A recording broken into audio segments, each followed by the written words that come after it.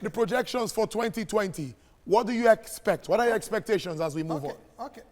Thank you very much. Let me start by saying Happy New Year. I wish you the same. There are four indicators we might use in doing these projections. You might need to look at, what you call your policy support legislation, your programs, and then probably your projections and your actions.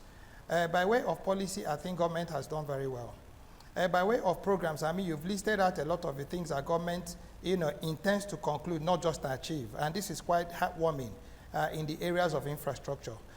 In the terms of policy support instruments or legislations, we can talk about, the financing bill that has been passed, the production sharing agreement that has been passed, and then I think to add to it, if we're also able to get the borrowing plan to be passed, I think it's going to be helping for two reasons.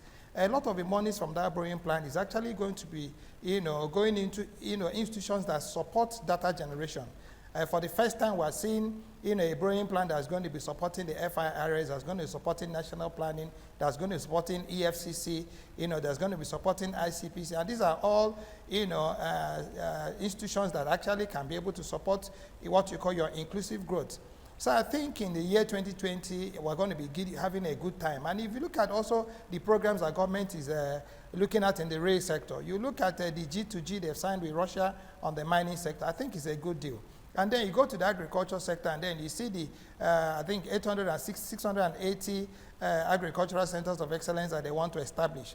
If we are able to get, 35% of these things that have been listed, to happen in the year 2020, I think we're going to be on the right track. That's my very sincere thoughts. Wow, sounds very good, Dr. Okengu. Now, we cannot have all of this without some challenges. What do you expect? Let's be straightforward. From the fiscal and monetary side now, a lot of expectations from both sides. It's not election year, so many expect that there should be this synergy that we've been talking about. What do you make of that? Well, I don't see a lot of challenges from the monetary aspect. Well, if you're talking about the fiscal aspect, yes, you'll be talking about revenue and the revenue streams. But I also say to you, if we are able to stick to what we might be able to call the terms of agreement, the product sharing agreements that have been signed is going to be bringing a lot of inflow. Our new tax systems, that have also been in place would also improve our revenue. And if we adhere strictly to the provisions of our 12-year calendar for budgeting and then releases of funds, I think the challenges will be there. But because we now have, what you might be able to call a 12-month calendar annual budgeting system, we might be able to mitigate a lot of them. The major challenge, the other challenge, when you're talking about the monitoring side, will be on the side of oversight. I think what we should do is for those who are in charge of oversight to actually now get those who are technically, and competently or competent enough to be able to now develop the frameworks of monitoring. You just don't go monitor a program by just looking at, what you might be able to call the aesthetics. So monitoring and oversight must be done by those who are technically competent. And if we keep to it, trust me on this, yes, on the race to corruption, I also expect that for government to be able to build more public confidences, let us see, more of those that put their hands into government at it, go down and face justice. If we're able to keep this, and then with the way government says it's going to do it, I see more of ups than I see, the downs for the year 2020 and going beyond. Dr. Okengu, let's touch on Forex, foreign exchange issues, some fundamentals, inflation, GDP growth. It's projected that we will move 2.4%. At the moment, I think we're still at 2.28%. What do you make of these fundamentals? We went into, you remember that at one time we were at 1.8 and then we rose to 2.0 and then we are 2.2.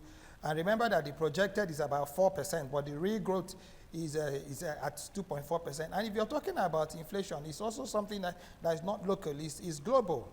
And remember that even the World Bank projections for global growth, was also now scaled down from about 3.5 to about, I think, 2 point something. So it's just not for us as a country, it's a global thing. And remember that the challenge, the trade challenge between China and America, the freezing of Eurozone, is all part of this. And of course, when you're talking about it locally, yes, there are some gains we've been able to attract, with closing land borders. It was also some revenue stream of sorts. But I think in all, for me, I'm very confident of the new year. I'm very optimistic that I think we are getting it right.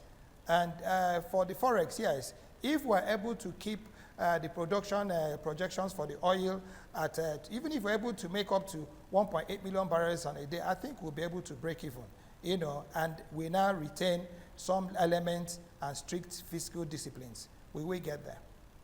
Okay, now that's what we can think. Well, in one word, before I let you go, just one final word from you, Doctor.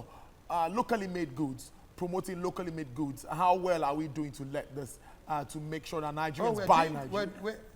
We are starting right. Remember some time ago, my brother, anytime somebody told you something was from Taiwan, what it meant that it was a fake product. But today, the Taiwanese are making the best of electronics. So I think we're starting right. It's just for us to be able to support whatever it is we're doing, and government keeps now hammering on innovation and keep hammering on technology. The moment, and I mean, technology is for free. There's nothing that can happen in America that can't even happen better here. Look at your presentation. You are good as anybody else in the world. If we take you as a good, if we market you as an external product, you rank among the best in the earth. So what I'm trying to say is that the suits we wear now, what I'm wearing is made in Nigeria. Probably what you're even wearing is also made in Nigeria. So there is no way we can compete. The point I'm trying to make is that as long as we have the right technologies, as long as we are pursuing the right innovations, we will be able to compete with any other place because, I mean, technology is actually a one-stop shop. There is nothing you want that you cannot get if you put your mind to it. All right, on an optimistic note, Dr. Emeka Okengwu and Gabriel.